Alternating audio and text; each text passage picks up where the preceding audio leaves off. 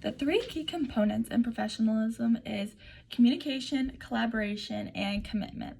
So, as a teacher, communication means talking with your fellow teachers, students, and anybody else that you will be working with in order to help if you need any help, if you have questions, if problems arise, or figuring out schedules. Communication is key to everybody being on the same page and for less problems to arise.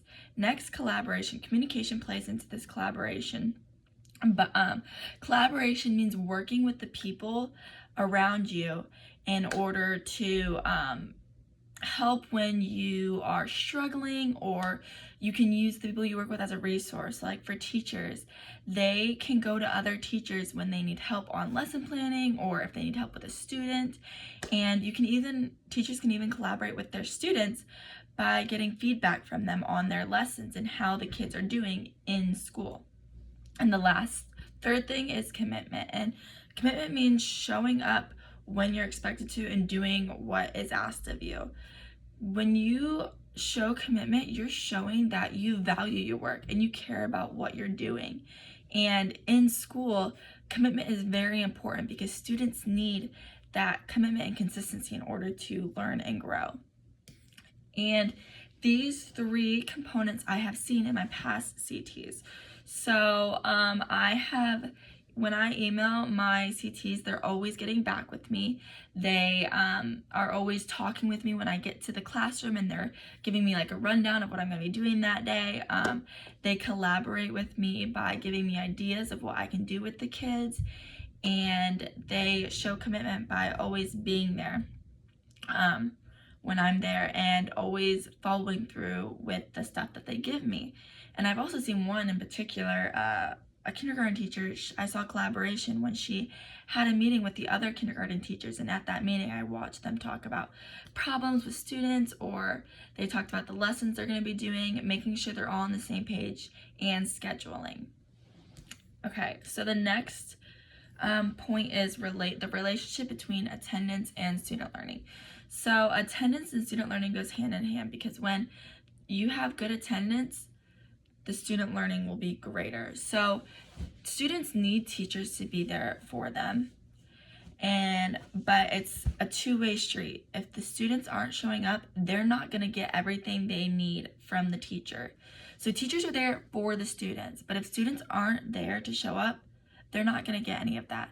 Students need to be showing up in order to get all the opportunities that the teachers offer them and all the educational experiences that they will need in order to get a good education.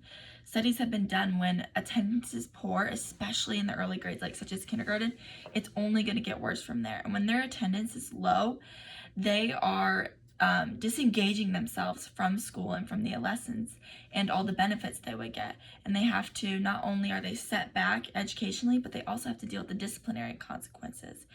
And when they don't show up, they are not there. It has been proven that there is lower achievement in subjects, and that attendance rate will only drop from there. The last 2 points are relationships with students and relationships with their family members. So relationships with students is very important. It allows the students to want to be more engaged and incentivized to learn. So I can start building relationships by using a technique of thresholds. Thresholds set the tone of the day and the mood, and it shows the students that you really care about them. Thresholds, you're welcoming the students in a unique and fun way, and it shows them that you're there for them and you want to get to know them. But I can't just stop with thresholds. The main thing is teaching, the content teaching. Effective teaching helps build relationships, which many people don't understand that. But when you are effectively teaching and putting in that effort and work, the students see that, and they see that you care about their time and you're not going to waste it. When you are effectively teaching them and putting all that work into the content, the kids are going to benefit from that, and they're going to start to trust you with their education. And when that trust is built, they will be more willing to participate and want to be engaged and involved with everything you're doing in the classroom. And I need to create a positive and learning environment for these students to also help build the relationship. So I can focus on safe, a safe learning environment. So that means making sure all the kids know that their ideas and their input is welcomed and they won't be bullied for what they say or do. The next is successful, and success derives from that effective teaching.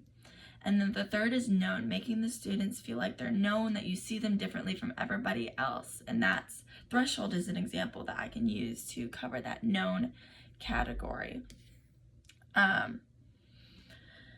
The last thing is relationships with the students' family members. So since I'm not seeing the students' family members as much as I'm seeing the student, I need to make sure that I have clear communication with them. That means I can send home weekly newsletters, I can email them, I can give them phone calls, I can hold conferences, and I can have open houses.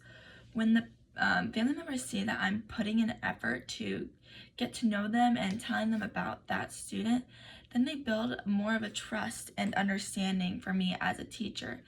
They will start to understand me more, and they'll be more understanding of where I'm coming from if a problem does arise. And I also need to make sure that I'm not only communicating to them the negative things about that student, but I need to make sure to emphasize the positive things, because the family members don't only want to hear all the negatives about that student. They won't think that you care about them, but when you're telling them about the positives, they can see that you really do care about their student and what's best for them educationally.